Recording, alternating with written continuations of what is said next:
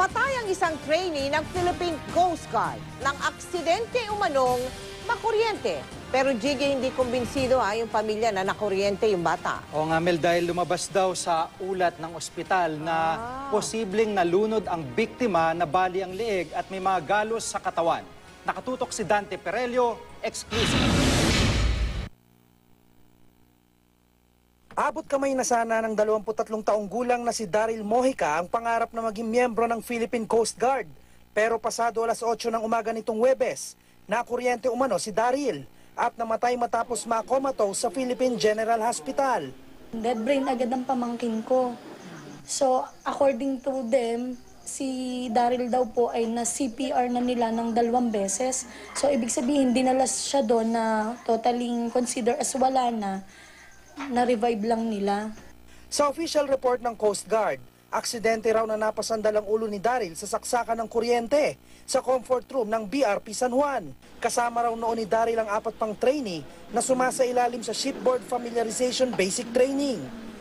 Pero hindi kumbinsido ang mga kaanak ni Daryl. Sa initial report daw kasi ng ospital, may acute respiratory failure na posibleng dahil daw sa pagkalunod. Nagkaroon kami ng doubt nang sabihin sa amin ng doktor na posible na ito'y nalunod or pwede pa nga daw na nilunod. Bakit? So dahil nagkaroon siya ng 2 litrong tubig sa baga na imposible daw na mangyari yan dahil ang isang pasyente ay hindi kayang uminom ng ganong karami daw agad na tubig. May mga galos at sugat din daw sa katawan si Daryl. Nangingitim at bali rin daw ang kanyang leeg.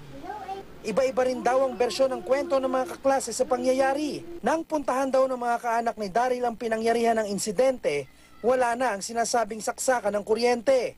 Ang gusto po namin ay katarungan at lumabas ang katotohanan kung ano ba talaga ang nangyari sa kanya.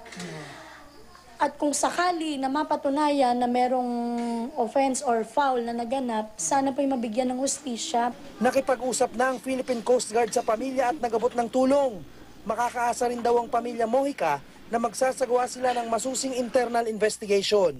Nagbigay na rin po ng directive last Saturday pa si Vice Admiral Isurena na magkaroon ng isang masusing investigasyon at nais po namin assure yung family na kami rin to mismo sa Philippine Coast Guard gusto naming malaman kung ano po talaga yung nangyari at tinitiyak po namin na maging patas yung investigation.